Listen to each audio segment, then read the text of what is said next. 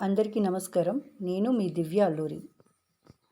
ఈరోజు నేను ఒక టాపిక్ గురించి చెప్పాలనుకున్నాను. అదేంటంటే గురు చరిత్ర గానీ, మనం సాయిబాబా సచ్చరిత్ర గానీ మనం పారాయణ చేస్తాము. అంటే మనం ఏదో మొక్కుకుంటాము మనసులో. సో, అది తీరాలని చెప్పి మనము చదవడం మొదలు పెడతాము. సో, అది కంప్లీట్ అయిపోతుంది. అయితే కొంతమందికి కోరికలు నెరవేరుతాయి, కొంతమందికి నెరవేరవు. So, నెరవేరితే okay. మళ్ళీ వాళ్ళు ఏం చేస్తారు, మళ్ళీ ఇంకొక కోరిక ఏదో మనుషులం కదా! మనకు ఒక్కొక్క కోరిక వస్తూనే ఉంటాయి. మళ్ళీ చేస్తూనే ఉంటారు. కానీ ఒక్కొక్కసారి మనం కోరుకున్నది జరుగుతుంది. ఒక్కోసారి మనకు కోరుకున్నది జరగదు. సో, ఎందుకు ఒక్కోసారి జరుగుతుంది, ఒక్కోసారి ఎందుకు జరగదు? ఎందుకు జరగదంటే మన కర్మఫలం.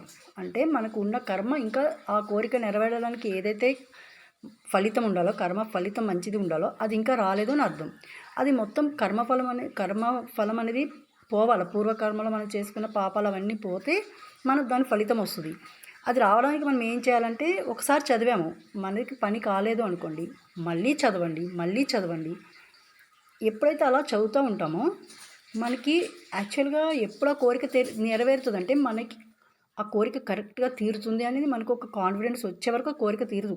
కొంతమందికి కొన్ని కోరికలు ఉంటాయి అన్నమాట. అవి ఏంటంటే వాళ్ళకి అవి కావాలనిపిస్తుంది ఇంటర్నల్గా, కానీ అది నిజంగా చెప్పినా అది వాళ్ళకి మంచిది కాదు. అంటే ఆ కోరుకోవడం అనేది, కోరుకుంటే అది తీరడం అనేది వాళ్ళకి మంచి జరగదు ఆ కోరిక తీరడం వల్ల. కానీ వాళ్ళకి కోరిక మాత్రం ఉంటుంది బలంగా. అలాంటప్పుడు ఏమవుతుందంటే కోరిక తీరడానికి చాలా టైం పడుతుంది. తీరొచ్చు, తీరకపోవచ్చు కూడా. కానీ మీ బలమైన ప్రయత్నం ఉంటే అది కూడా తీరుతుంది. తీరదంటూ ఏమి ఉండదు అనుకోండి, ఏ కోరికైనా తీరుతుంది. బట్ ఆ కోరిక తీరాలంటే మన కాన్ఫిడెన్స్ అనేది ఖచ్చితంగా ఈ కోరిక తీరుతుందని కాన్ఫిడెంట్ మనకి రావాలి. అది రావాలంటే ఆ సాధన అనేది అలా నిరంతరం కూడా జరగాల్సి ఉంటుంది కొన్నిసార్లు. అంతేగాని మనం ఒకసారి సాధన చేసేసి అరే ఈ పని ఎందుకు కాలేదు, మనం ఎంత మొక్కుకున్నా అంతే, ఏం చేసినా అంతే, మన కోరికలే తీరవు, మనం దురదృష్టవంతులం ఇలా అనుకోవద్దు. ఎందుకంటే ఆ ఫలితం అనేది ఆ టైం రావాలి. ఆ టైం వచ్చినప్పుడే ఆ ఫలితం వస్తుంది. గజేంద్ర మోక్షం ఉంది. అప్పుడు ఏం చేసింది ఏనుగు?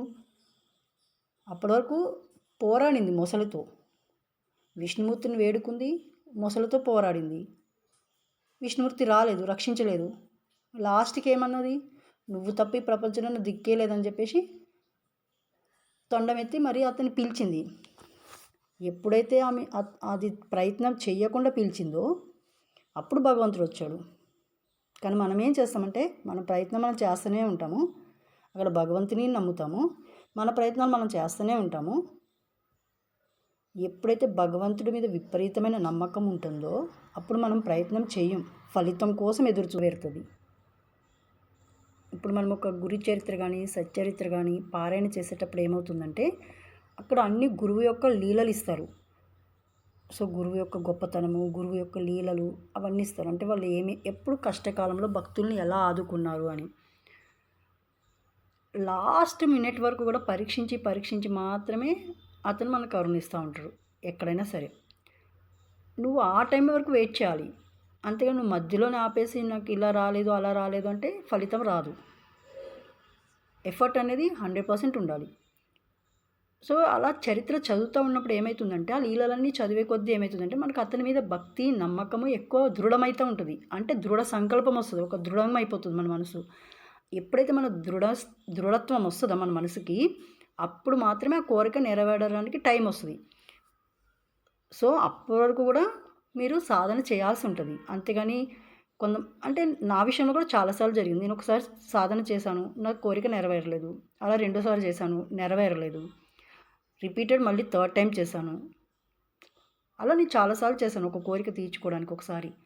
సో, అప్పుడు నాకు కరెక్ట్ క్లారిటీ వచ్చింది, కరెక్ట్గా కోరిక తీరింది. ఒక్కోసారి అలా జరుగుతుంది, ఒక్కోసారి వెంటనే అయితే. సో, అందుకని చెప్పి ఏదైనా మీరు మనసులో గట్టిగా కోరుకుంటే ఆ కోరిక దాన్ని బట్టి మీరు దాన్ని సాధన చేయాల్సి ఉంటుంది. ఓకేనా? కాబట్టి దృఢమైన నమ్మకంతో, భక్తి శ్రద్ధలతో మీరు ఏదైనా పారాయణ చేయాలనుకుంటే చేసి భగవంతుని అనుగ్రహం పొంది మీ యొక్క కోరికలు నెరవేర్చుకుంటారని మనస్ఫూర్తిగా కోరుకుంటున్నాను. ఓకేనా?